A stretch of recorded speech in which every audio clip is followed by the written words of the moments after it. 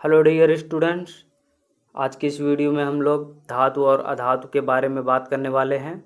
तो दोस्तों, धातु और अधातु से संबंधित आपके मन में जितने भी डाउट्स हैं, इस वीडियो को देखने के बाद वो सारे डाउट क्लियर हो जाने हैं। तो आइए वीडियो को शुरू करते हैं। तो दोस्तों, जैसा कि हम लोग जानते हैं कि हमारा जो आवर्त सारणी है, पीरियोडिक टेबल है, वो धातु, अधातु और उपधातु से मिलकर के बना हुआ है। तो इस वीडियो को देखने के बाद आपके सारे डाउट क्लियर हो जाएंगे। तो आइए शुरू करते हैं। तो सबसे पहले हम लोग जानते हैं धातु के बारे में कि धातु क्या होता है। तो दोस्तों, धातु ठोस अथवा कठोर यानी कि बहुत ही ज़्यादा ठोस होता है धातु, लेकिन इसका एक अपवाद भी है, पारा, जिसे हम Hg से प्रेजेंट करते हैं और इसे हम लोग मरकरी बोलते हैं। ये द्रव के रूप में होता है कब? जब ये रूम टेम्परेचर यानी 25 डिग्री सेल्सियस पर होता है, तो ये लिक्विड के रूप में होता है और इसका मेल्टिंग पॉइंट होता है -39 डिग्री सेंटीग्रेड। और ये जो है रूम टेम्परेचर पे यानी 25 डिग्री पे लिक्विड के रूप में होता है। अब बात करते हैं, जैसे देखिए, रूम टेम्परेचर से थोड़े से अधिक टेम्परेचर पर सीजियम और गैलियम भी किस रूप में होते हैं? द्रव रूप में होते हैं। जबकि ये क्या है? धातु हैं, लेकिन द्रव रूप में होते हैं। कब? रूम टेम्परेचर यानी 25 डिग्री सेंटीग्रेड से थोड़े अधिक ताप पर। तो देखिए, 25 डिग्री सेंटीग्रेड को रूम टेम्परेचर माना गया है। ठीक है दोस्तों, आइए आगे बढ़ते हैं।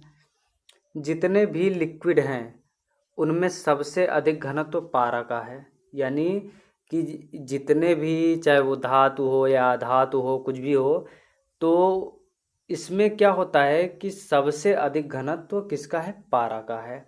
तो पारा का घनत्व यानी पारा सबसे अधिक घना होता है। ऐसा मेटल जो हाथ पर रखते ही फिसल जाए वो कौन सा है? सीजियम और गैलियम। तो सीजियम और गैलियम कैसे धातु हैं? जो हाथ पर रखते ही फिसल जाते हैं।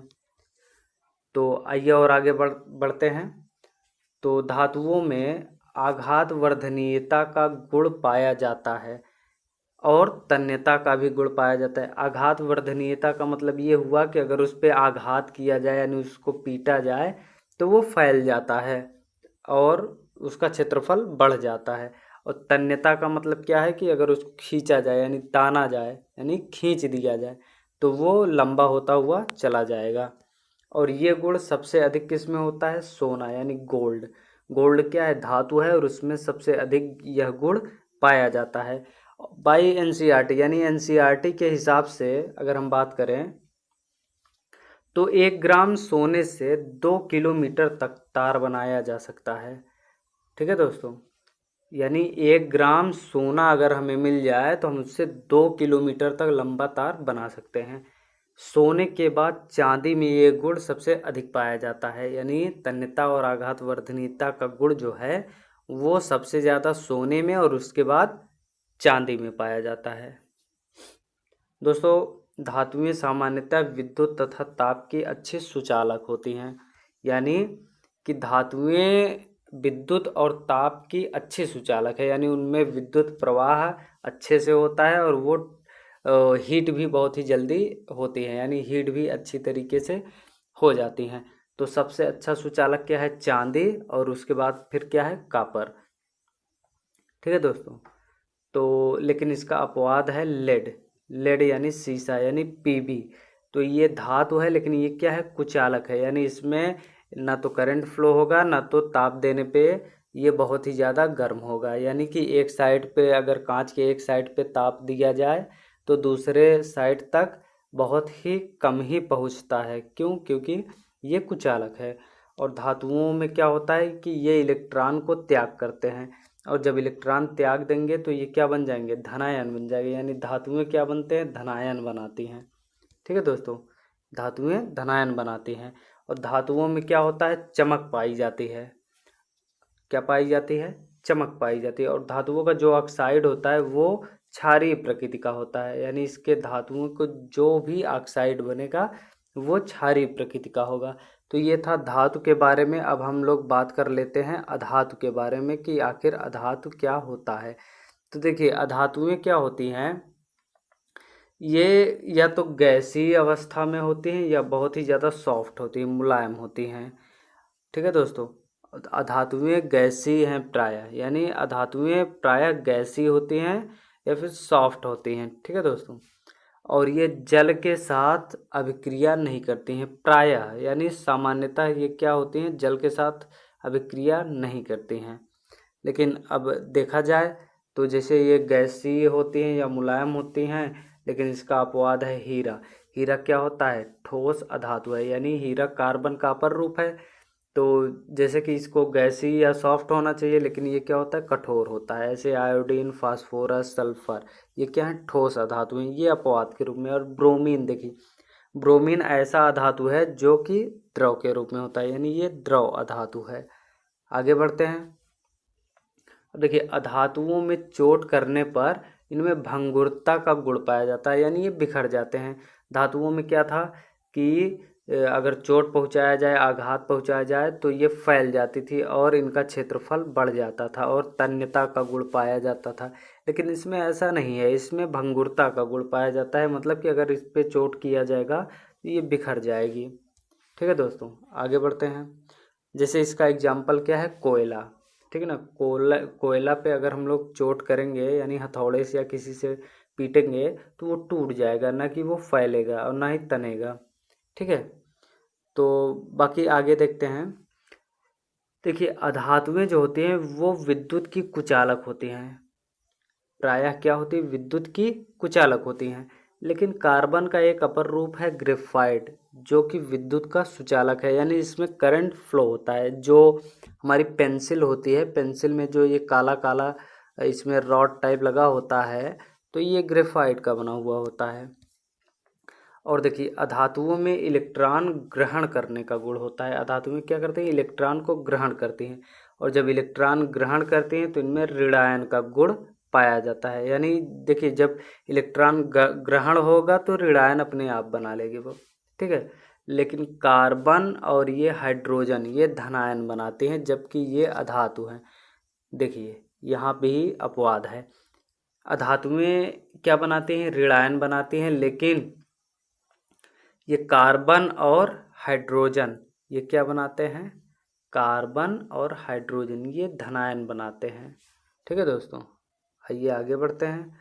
और इसमें चमक नहीं पाई जाती है, यानी अधातुएं जो होती हैं उनमें चमक नहीं पाया जाता है। लेकिन इसका भी एक अपवाद है। क्या अपवाद है, हीरा जो कि कार्बन का अपर रूप है, सफ़ेद फास्फोरस, आयोडीन, ये सब क्या है, ये चमकते हैं, यानी इनमें चमक पाया जाता है। तो ये अपवाद के रूप में है। और जैसे देखिए ये शमशान की आग, तो शमशान की आग क्या होती है कि जैसे पूर्णिमा की रात में जब ये कोई जैसे कोई हड्डी होती है, अगर वो पड़ी हुई है शमशान में, या कोई कोई भी हड्डी है, तो वो पूर्णिमा की रात में क्या होती है, बहुत तेज चमकती है। वो किसके कारण, क्योंकि हड्डियों में फास्फोरस पाया जाता है। तो ये जैसे सफ़ेद फास्फोरस है, ठीक है, तो जैसे ये अंधेले में पूर्णिमा की रात में ये क्या होती है, बहुत ही ज़्यादा चमकती है, वो सफ़ेद फास्फोरस के कारण होता है। क्यों, क्योंकि सफ़ेद फास्फोरस में चमक पाई जाती है, जबकि ये अधातु है। और अधातुओं के ऑक्साइड क्या होते हैं, अम्लीय होते हैं। देखिए, धातुओं के ऑक्साइड क्या हैं, क्षारीय, और अधातुओं के ऑक्साइड क्या हैं, अम्लीय हैं। तो बाकी कुछ अपवाद भी हैं, देख लेते हैं। तो अपवाद में क्या है कि कुछ धातु ऑक्साइड ऐसे होते हैं जिनमें अम्लीय और क्षारीय दोनों गुण होते हैं। कौन से ऑक्साइड, धातु ऑक्साइड ऐसे होते हैं जिनमें अम्लीय और क्षारीय दोनों गुण होते हैं, यानी अम्ल के साथ ये क्षार की तरह और क्षार के साथ अम्ल की तरह रिएक्ट करते हैं। ऐसे ऑक्साइड को उभयधर्मी बोला जाता है। अब इसके एग्जाम्पल की बात कर लेते हैं। जैसे देखिए, ये Al2O3 है और ZnO, Al2O3 और ZnO, ये क्या है, धातु ऑक्साइड है। ये अम्ल के साथ अगर क्रिया करेंगे तो ये क्षारीय जो है कि क्षारीय ऑक्साइड बनाएंगे, और यानी ये क्षारीय होंगे, यानी इनके ऑक्साइड क्या होंगे, क्षारीय होंगे। ठीक है, और बाकी जैसे ये ZnO है, ये भी क्या होगा, ये क्षारीय बनाएगा। जैसे इसके ऑक्साइड क्या होंगे, क्षारीय होंगे, ठीक ना। ये अम्ल के साथ क्षार की तरह और क्षार के साथ अम्ल की तरह रिएक्ट करेंगे। अब बात कर लेते हैं H2O की, कि H2O क्या है। तो देखिए H2O अधातु ऑक्साइड के साथ उभयधर्मी है, ठीक ना। तो अम्ल के साथ क्षार की तरह और क्षार के साथ अम्ल की तरह ये रिएक्ट करते हैं। तो दोस्तों अगर वीडियो अच्छा लगा हो तो वीडियो को लाइक शेयर कमेंट और चैनल को सब्सक्राइब करके बेल आइकन जरूर प्रेस कर दीजिएगा लेटेस्ट नोटिफिकेशन के लिए।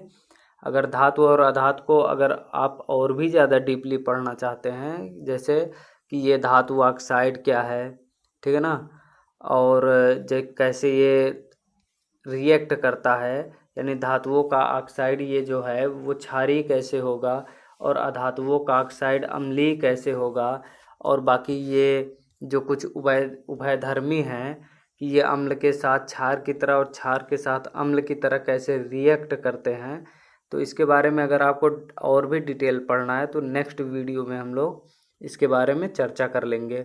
तो अगर आपको जानना है तो आप कमेंट बॉक्स में कमेंट कीजिएगा, एक और वीडियो बना देंगे, उसमें इनके ऑक्साइडों के बारे में हम लोग बात कर लेंगे। तो उम्मीद करते हैं कि आपको धातु और अधातु से संबंधित जितने भी डाउट्स रहे होंगे वो सारे क्लियर हो गए होंगे। तो बाकी एक और वीडियो आएगा उसमें हम लोग उपधातु के बारे में बात कर लेंगे, ठीक है दोस्तों। तो वीडियो अच्छा लगा हो तो वीडियो को लाइक शेयर कमेंट, चैनल को सब्सक्राइब कर दीजिएगा। मिलते हैं नेक्स्ट वीडियो में। Thank you.